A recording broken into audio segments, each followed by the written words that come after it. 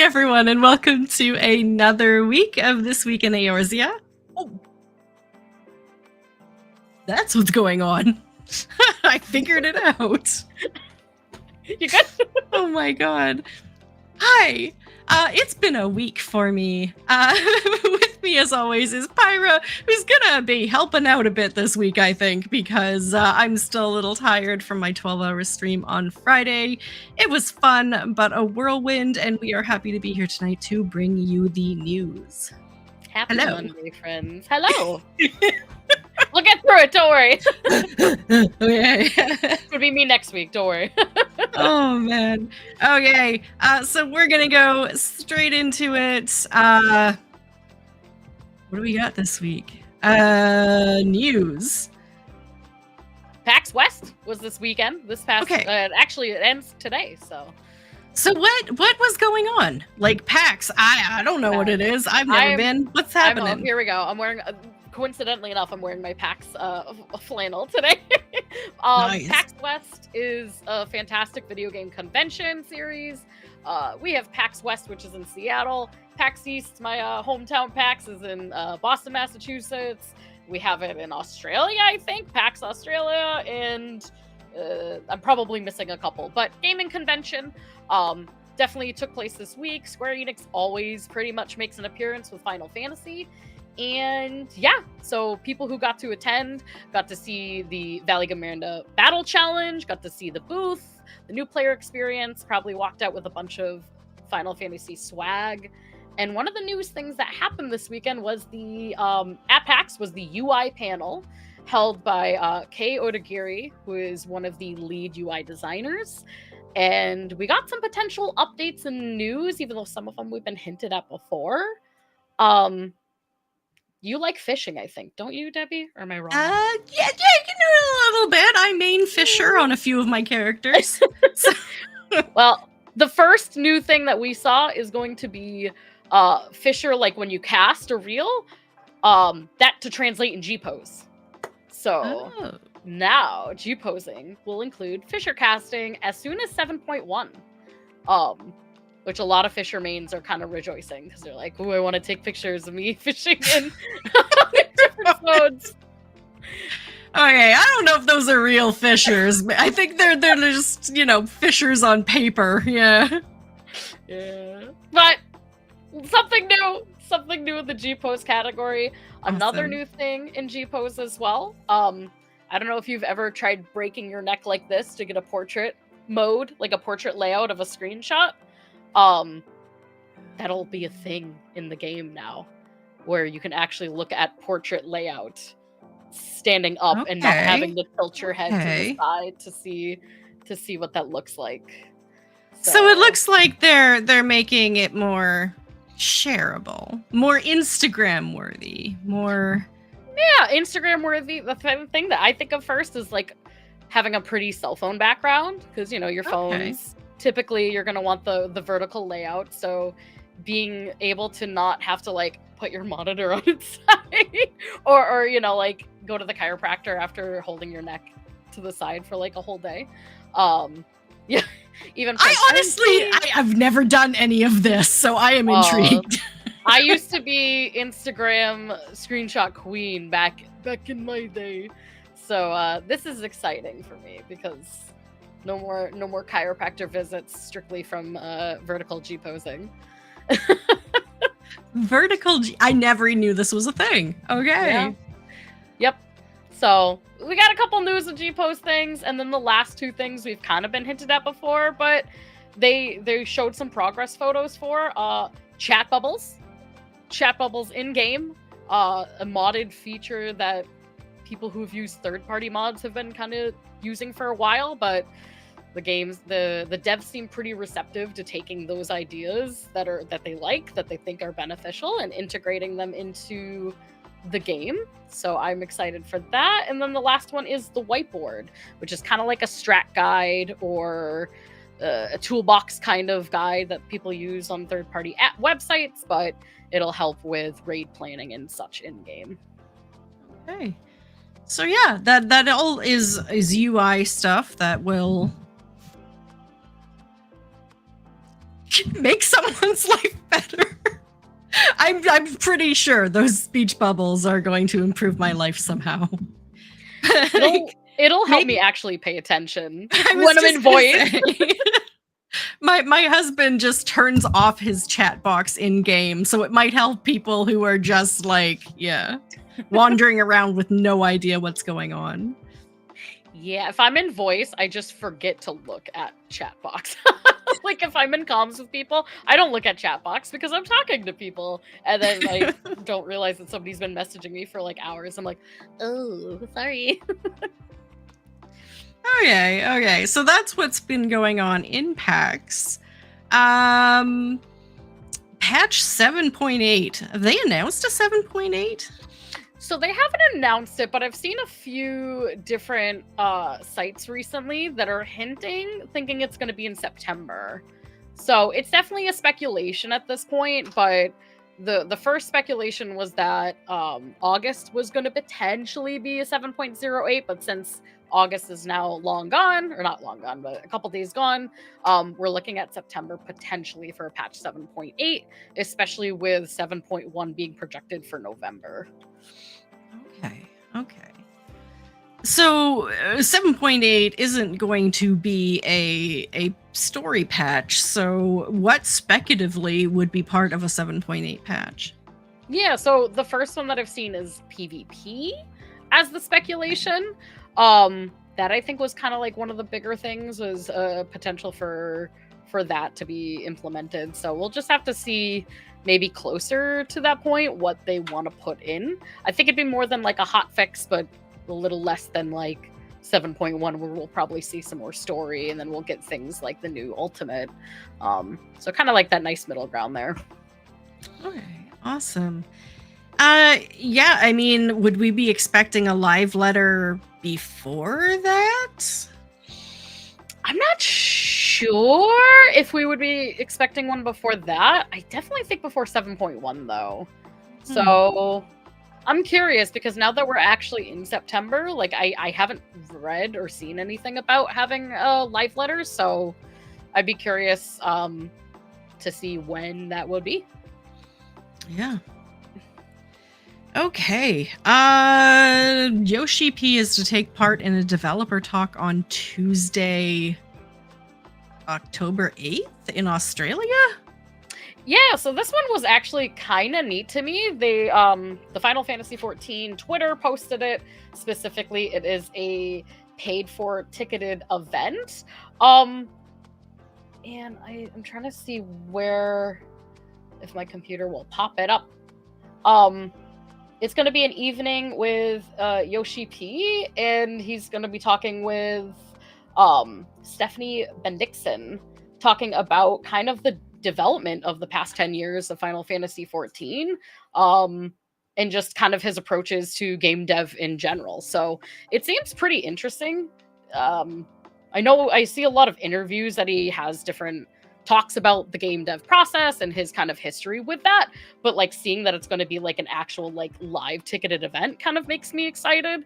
Usually I feel like interviews, there's only so many questions that they can ask about his journey, and it gets really condensed, but this being like a full event where he's traveling somewhere and like on a stage and kind of getting into like a deep dive of it, I think is going to be pretty cool, honestly. I mean, I hope he rests up. I would like to think he's just choosing Australia for the weather. I mean, by that time, they'll be coming into the nice spring, and he'll get to, you know, have a couple of weeks away from the rainy fall weather. I don't think he's allowed to sleep, like, ever. And that's probably his own fault and problem. But yeah, okay. No, it'll be really neat to hear his creative process and kind of like his mastermind back end things of how he goes about the game dev process. Absolutely.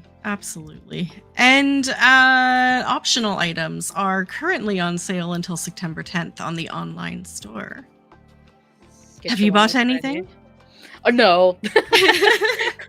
Not yet. I this round of sale, I've chosen to just not look at the Mog Station. Because if I look, it'll be window shopping turns to, oh no, how did my credit card information get put in there? That's how about you? I did buy a Fantasia because they went on sale, and I do buy them when they go on sale because I use them. You never know. I gave in and got the Warden's attire because I've been looking to get that for a while. No regrets. It was $12. Meh. And a couple of the emotes maybe that were on sale too. So I love how it starts out with I bought this. Well, and then this. And then yeah. Yeah. That's how it goes. Absolutely. Okay. There is a maintenance tonight, isn't there?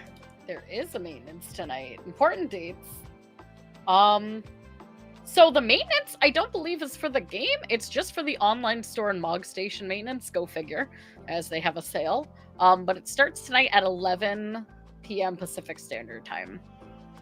So yeah, it is really weird for them to maintenance while they're currently on sale, because usually that either precedes or happens at the end of a sale. But yeah, I'm curious to see if they're adding more items in, or if there's just some bug. Potentially, I don't recall reading a reason for it, except it's going to be like a 3.5-hour maintenance, which is also a weird time frame to have maintenance, but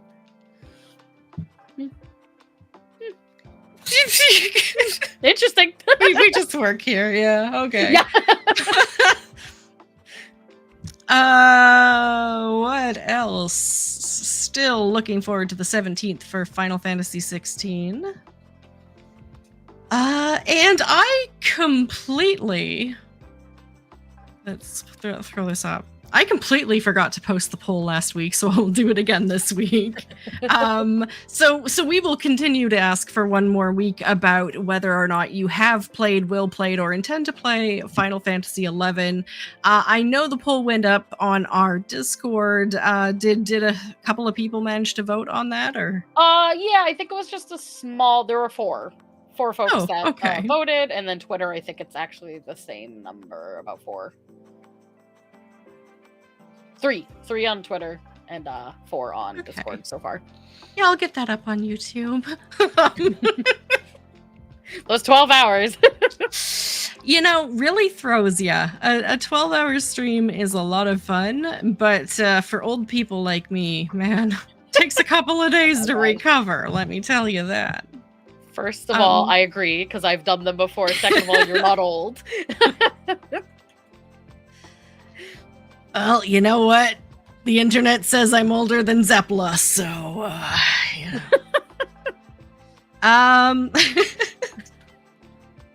So yeah, we'll get that up. Please let us know on YouTube whether or not you plan to play Final Fantasy XI before the Alliance raid drops.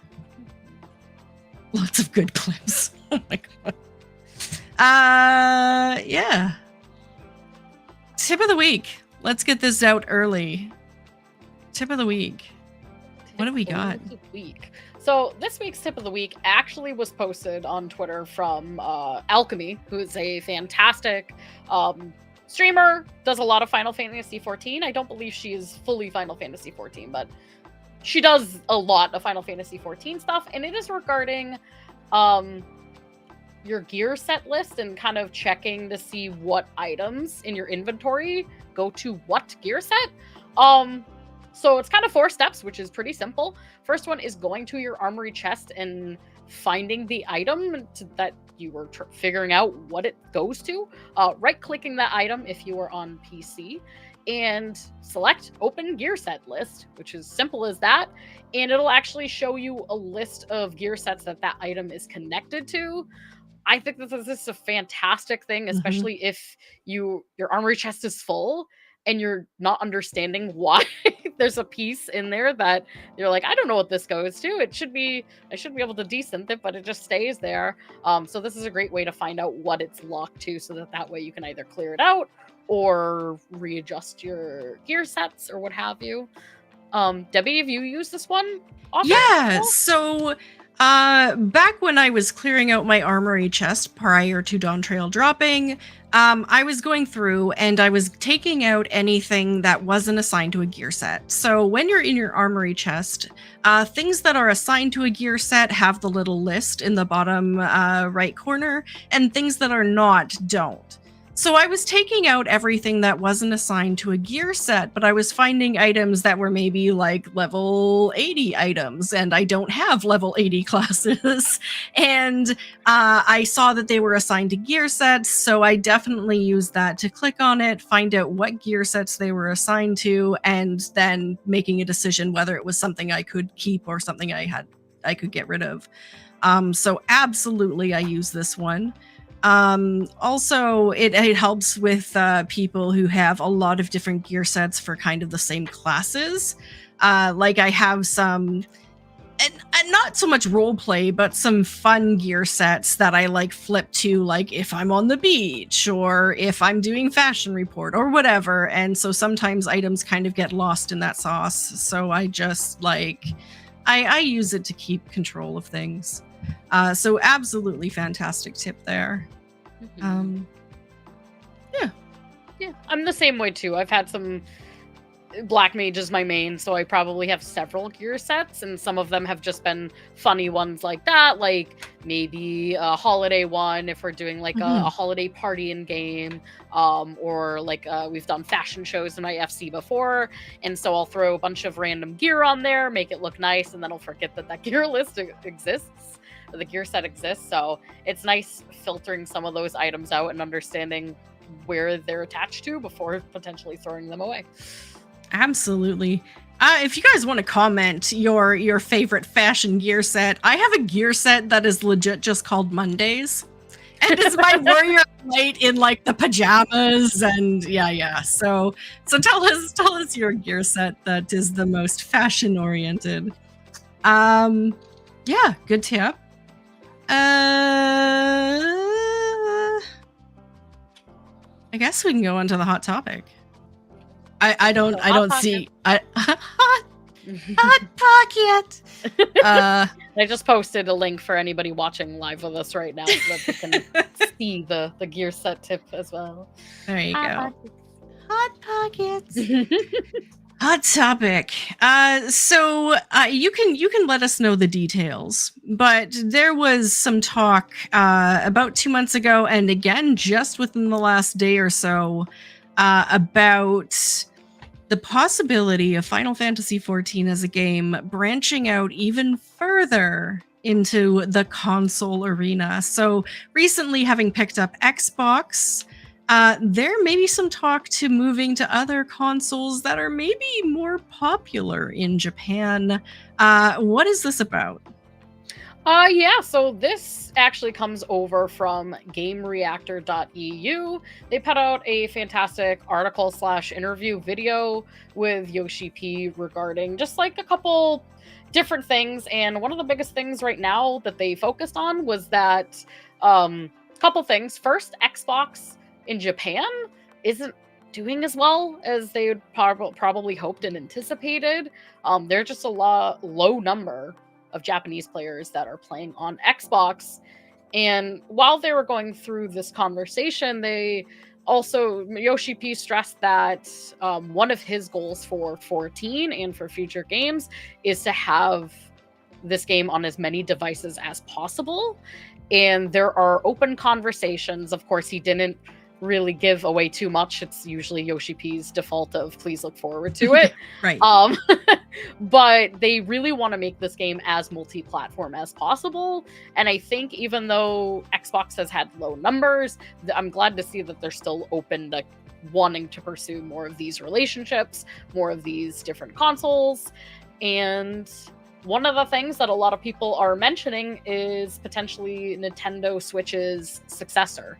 So I don't think, and this is more of a speculation, I don't think that this is something that we'll see on the Nintendo Switch as we know it currently, but we also know that Nintendo is looking towards their next console, and a little bit of speculation of what that will be. But yeah, that's kind of all we know so far. I don't know about you, Debbie, but I'm excited to see a Nintendo. Like if that is absolutely like the relationship, I'm excited to see a Nintendo Final Fantasy XIV kind of collaboration. No, absolutely. And even the Switch has been pushing boundaries that I didn't expect it to. Seeing large titles on there like God of War and Witcher 3 and Skyrim, games that you wouldn't suspect would be playable on a Nintendo console. So I could imagine that potentially the Switch 2 is going to rival other handhelds like potentially the Rogue Ally or the Steam Deck. And those do play Final Fantasy XIV. In fact, I play Final Fantasy XIV on my Rogue Ally. It's not up to the level of like playing on a PS5, PS4, or PC. I wouldn't want to sign into the extremes or savages on my Rogue Ally, though I know some people who try it on their Steam Deck. But for being able to pick up the game anywhere and do crafting, do gathering, check retainers, while you're just chilling on the sofa or hanging out at a family member's place or whatever, that kind of versatility is something that's going to be very popular, I think.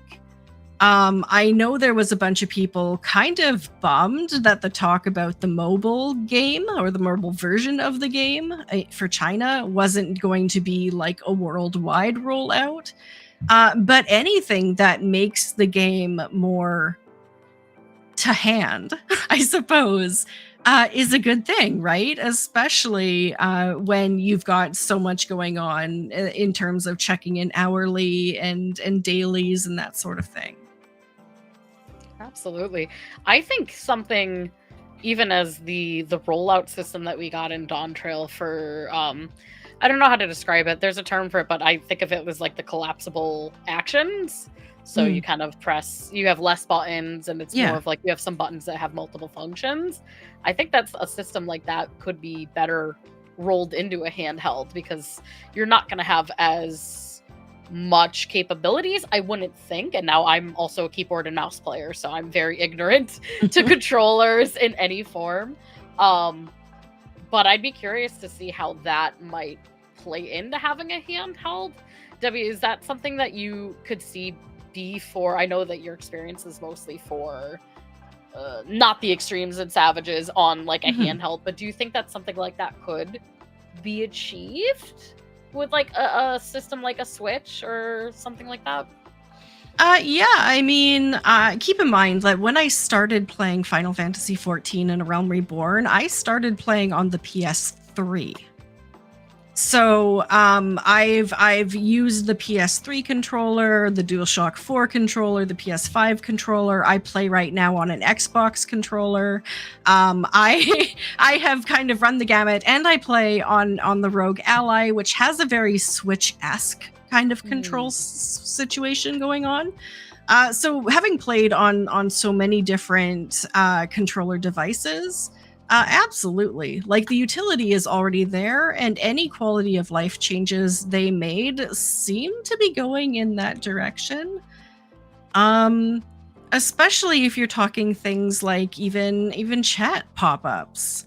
Getting rid of a bulky chat box on a screen that is very small and replacing it with like person-to-person communication that is more visible and more easy to see. I honestly don't see how this could be a problem. Like, I think they're in a good position to pursue this. Absolutely. I think it could be a good revenue, not to go back to them needing more money, but we know right now the system of things are, if you're playing on a different system, you have to buy a separate version of the game. If I wanted to play on PlayStation, I'd have to have the PlayStation version and the PC version.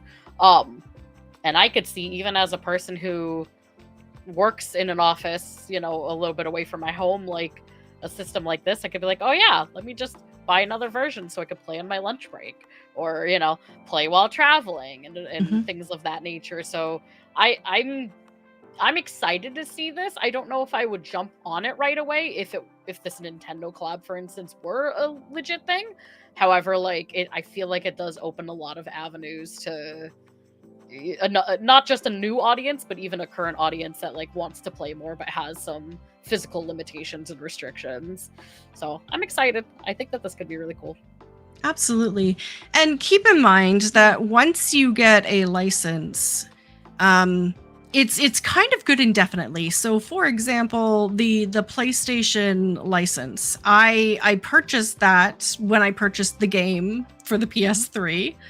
And it automatically upgraded to a PS4 license, automatically upgraded to a PS5 license. Like once you're subscribed to that method of gameplay, regardless of whether the console updates or the company produces a new console or whatever happens, like they don't make you purchase another upgraded license. Like they move with the times in that aspect. So, you know. Now, is that something that you have to buy per expansion? Or is it kind of like a one-time? Yeah, so you do have to buy, like, for example, when Dawn Trail came out, I did have to buy a PlayStation copy of the game, and I did have to buy a PC version of the game. But the best way to do this is you, like, pre-order one version, and then they release, like, their complete edition with all of the expansions just prior to one coming out. So it actually costs less to just buy the whole game all over again than the same expansion twice. So I usually just buy the new expansion once and then buy another $19.99 copy of the complete game once that comes out. So it doesn't cost as much as you think it will. Good to know.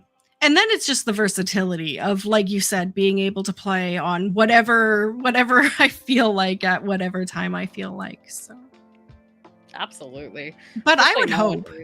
Yeah, I would hope though that maybe for people who already have multiple licenses of the game, they would come out with maybe some pricing for like omni players. Like if you already have like the Xbox license, the PlayStation license, and the PC license, like how about pay like, you know, nothing and just get an additional license or some kind of restructuring of that, so maybe, you know, you don't have to buy 4 copies of the game. I mean, that might be an actual future, especially if Yoshi P is so... It doesn't even seem like he's willing. It sounds like that's a goal of his, is to continue to expand upon the consoles and the platforms. So that might be something that they have to look at, because if somebody is... I mean, right now we have, what, PC, Steam technically are carried as 2 different versions. They're 2 different versions, yeah. Mac, I don't know who plays on Mac, but Mac and Xbox and PlayStation, that's 5 by itself. And like you said, having the versatility, I'm sure that there are a lot of people that play cross-platform as well and have multiple platforms. So now the concern, like with Xbox not being a huge priority in Japan, is will the Xbox service and experience kind of end up like the Mac one? In that, like you said, no one really plays on Mac because it's not really supported. The game just doesn't work the same on those systems.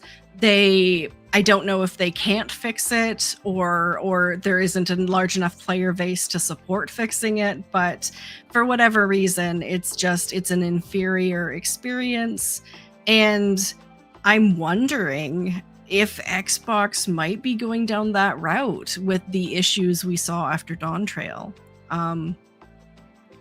Which is sad, obviously, for all the new Xbox players, but the money speaks, right? And so if it's a minimal source of income, then it's going to be a minimal expenditure on, you know, keeping it up to date. Yeah, that's one thing. Now that you kind of say that, it just jogs my memory of even previous versions of PlayStation. in how it felt like those versions of PlayStation, like PS3, for instance, they had to cut that at a certain point to stop holding us back from future upgrades, you know, especially the graphic systems that we released, that was released in Dawn Trail. I don't think that could have physically happened with PS3 on board. Like, it had to be cut at a certain point. So I feel like there could potentially be that double-edged sword of having multi-platforms. On the surface, even to me, sounds fantastic. You have, you know, you open the avenues for current players, you open the accessibility for potential new players that might not be able to afford a PC or other types of consoles. But do we, now the more consoles that come under the umbrella, are we getting into a dangerous territory where new potential updates may be not as free to happen because of the restrictions of a certain console or a certain platform?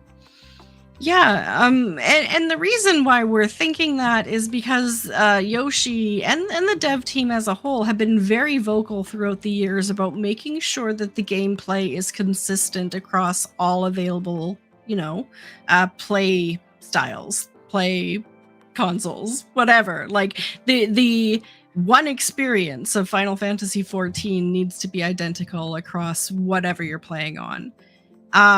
But that expectation would have to change if they're looking into going into a more mobile environment.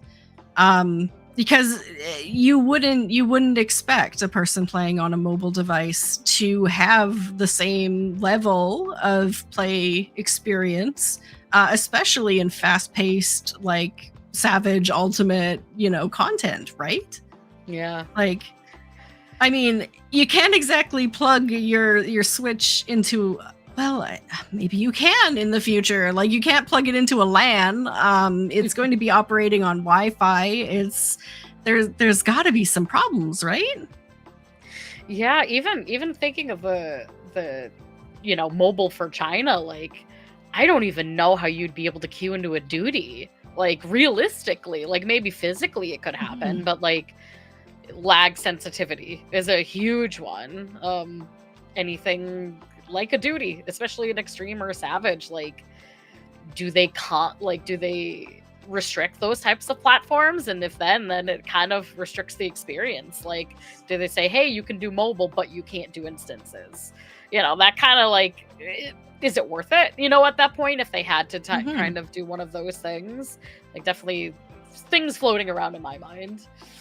No, but I mean, if they were to make that a selling point. So, for example, what if they did, like, hey, North America, we're going to release a port of Final Fantasy XIV on mobile, but you can only play Triple Triad. Like, the world exists, it looks identical, but the only things you can interact with are NPCs that you can play Triple Triad with. Would that be worth it? And the answer for me is maybe, because you could still work towards achievements. You could still work towards collecting cards. You could still play in your spare time or off time or on the bus the game that will ultimately, you know, reward you later on, back when you get onto your PC. Like, it could be some. I mean, I wonder how much of, like, a return on investment, like an ROI, it would get, because for that much, you know, dev time and effort and energy, if you could only create a product that could only do, say, Triple Triad, for instance, I'm not paying $60 for the next expansion on mobile for access to just Triple, you know. So it's like they would have to greatly reduce that version of the game. Absolutely. And then does it become worth it for them? Like, does it become worth updating that, keeping it maintained to run? I think it could, but I think it would also have to be, like, one of those things that expectation is clear from the get-go. I would rather see a system, like, off the top of my head, I think I would rather see a system like that, a limited platform that we knew was limited, versus a platform that was presented kind of like Xbox is like, you can do anything, and then just bugs. Because I feel like that ruins your experience. I've seen a lot of Xbox players come to the game, get very excited, rose-tinted glasses, and then the bugs at the beginning of Dawntrail made them almost quit. They're like, this is just not worth the struggle. So I'd hate to see that too, where we get into this landscape of these like multiple platforms, but 2 of them work. Yeah, no, for sure.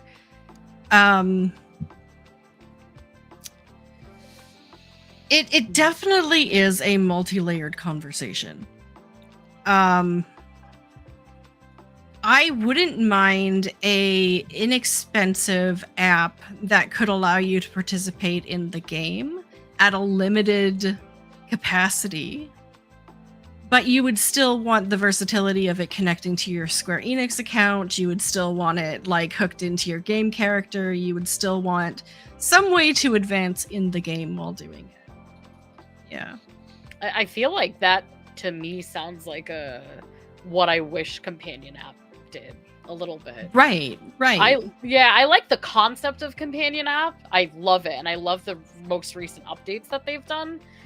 I do wish it was a little bit more, and I don't think I need it to be at the level of like going into Savage and Ultimate. That's just the idea of going on my phone for that kind of content is not for me.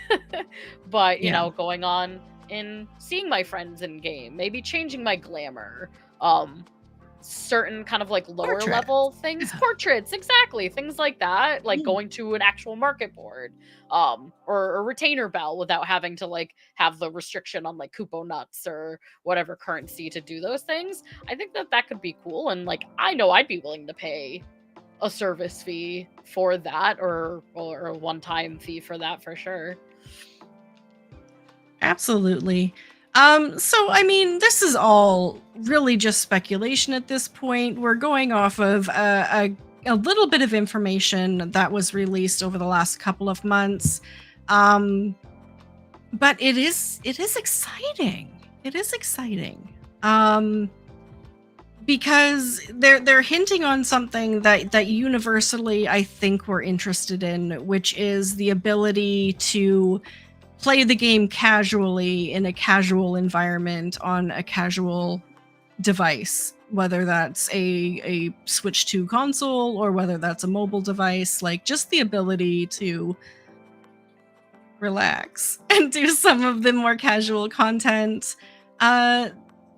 especially with like what is it, the Moonbase and stuff coming out. Exploration, cosmic exploration. Yep. Cosmic exploration. You know what, honestly, even if they were to dive in more into Island Sanctuary and create maybe offshoot content that's more in that direction, like Farmville or whatever, you know, I'd be okay with that. And then when we have characters on maybe Nintendo IP, who knows what could happen, right? I would get a Switch to go as Ishtola in Super Smash Bros. Let's go. Exactly. Oh, so, or Emmett? Oh my god. I'd be there. Heartbeat. But certainly something like this is far more exciting to a Japanese audience that really doesn't use the Xbox, but Nintendo is huge, so I think it opens a lot of avenues too. Like, especially Nintendo being very, and I think somebody said it in chat too, very protective over its IPs. Hearing that there's a potential for that conversation to already be in the works is exciting. It's scary too. Like, I definitely think it has its pros and cons, but I'd be excited to see what could come out of that for sure. Okay. Awesome. So everything you got to say on that? I'm good. Okay.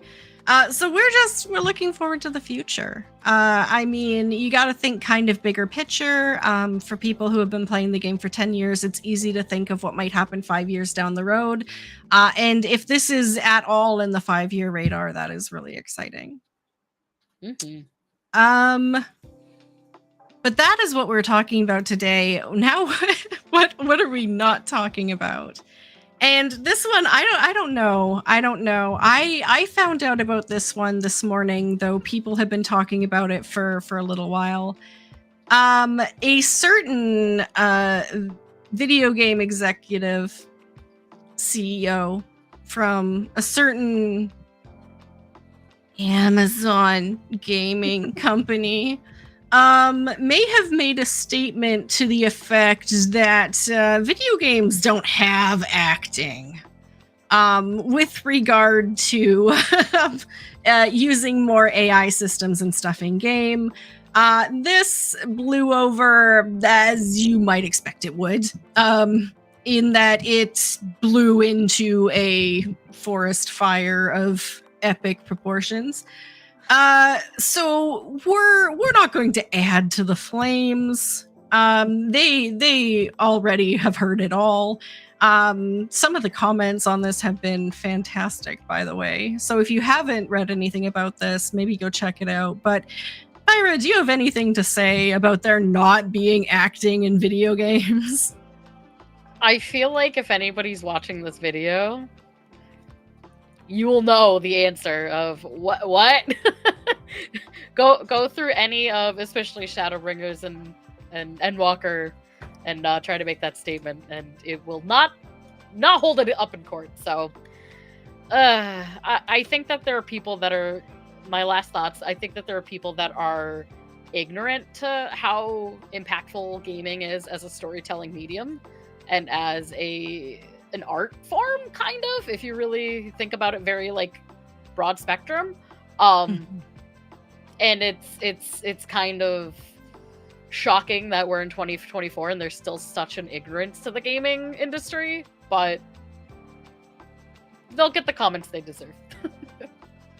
Absolutely. For me, it's the bewilderment that people in these very top level gaming industry positions seem to make it very obvious that they do not play video games. Or at most, they're like a Candy Crush person. Or, like, these people have not played games, have they? Like, it's very obvious that they are underqualified for the positions they're in, just making statements like that. I hope in the future we see more Yoshi Ps, people out there who demonstrate time and time again that they are in the positions in the gaming industry they're in because of their love of games, not despite their lack of it. So, I'm putting you to bed. Good night, Amazon. Oh my god. Okay. Is that everything we have this week? Oh, no, that is not. We have two more things. Oh, yeah. Giveaways, not ours. But preface. Giveaway. 14, if you go on the Final Fantasy XIV Twitter, I know that's where I kind of get my first news for giveaways. They have two going on. One's kind of rolling off the back of PAX West. The first one is for a PC case. It is just the case, nothing inside, but it is all decked out in Viper artwork. So if you want to sign up for that, they have a whole bunch of information there, and also a gaming laptop. So there's a gaming laptop sweepstakes that was just posted in the past weekend, this past weekend. It's free. Check out their details. It's potentially region locked. I don't know those answers, but check it out. I've won 2 things. I was telling Debbie earlier. I've won 2 things from PAX East, including a gaming PC and a gaming monitor. So they do exist. They are real, usually. You just gotta hope for some good luck.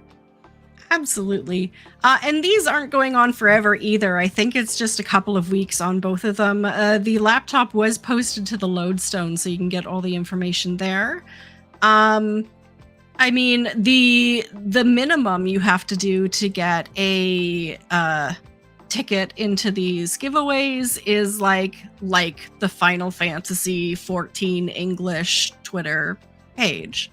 Legit, that's all you have to do. Like, follow, but I mean, that's it. So it's not breaking the bank. There's all these things that you can do. Put your name on every social media thing they can think of for like 100 extra, ballots. But honestly, if all you do is confirm that you're already following the Final Fantasy XIV English Twitter, then you're done. Yeah. Nice and easy way to potentially get something really good. Absolutely. Okay, so what are you up to this week? Great question. So I cleared M3 Savage last week, rolling on to M4 Savage with my group. So this week we will be doing that. I'll be streaming every day, but thank you.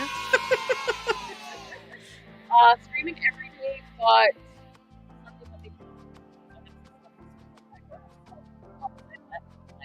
oh, we can't hear you.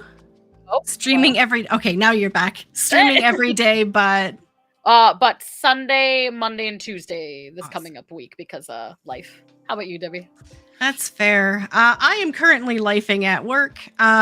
So I work again tomorrow, but then Wednesday, Thursday, I am starting my variety schedule with the beginning of Dragon Age. So Dragon Age Origins, I'm going to play Origins, Awakening, Dragon Age 2, Inquisition, the DLCs, all in preparation for Dragon Age Veilguard coming out October 31st. But my static days for Final Fantasy XIV content are still going to be Fridays and Saturdays where you can join us. We're going to do maps, we're going to do raids, so it's going to be fantastic. Looking for another 3 pairs of wings for Extreme 1. Oh gosh, good luck. Those drops are horrible. I haven't been in weeks. I will go back. But I kind of get a little down in the dumps, and I'm like, I'll see you in a few weeks. Absolutely. Chicken wing farm, let's go. Okay, thank you so much, as always, for joining me today, helping me out, getting me through this, giving me ideas. Like, I have been just like the dead weight this week, so thank you so much. Anytime. And thank you so much to everyone who is watching now on YouTube and in the future. Thank you so much for being here. Post your comments below, answer the poll, click the like button if you enjoy this content. We're going to keep doing it. We're going to keep getting better at it, and we will see you same time, same channel next week for some more Final Fantasy XIV news. So take care of yourselves, love yourself as much as you love others, and we will see you in game. Bye! Bye, friends. Bye!